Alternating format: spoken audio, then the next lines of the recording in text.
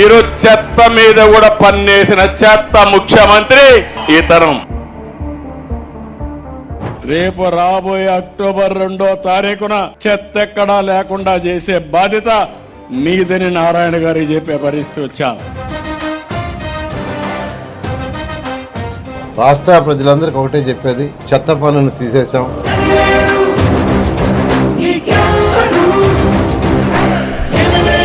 మాట చెప్పిన ప్రకారం దాని ప్రకారం చెత్త పన్ను అనేది ఈరోజు రాష్ట్రంలో లేదు. ఎక్కడా ఎవరు కట్టాల్సిన అవసరం లేదు. 85 లక్షల మెట్రిక్ టన్ల లెగసీ మిగిలిపోయింది. 2025 అక్టోబర్ 2వ తేదీ కంప్లీట్ చేయాలని ముఖ్యమంత్రి గారు ఆదేశించారు. ఆ ఆదేశం ప్రకారం ఈరోజు జరుగుతుంది.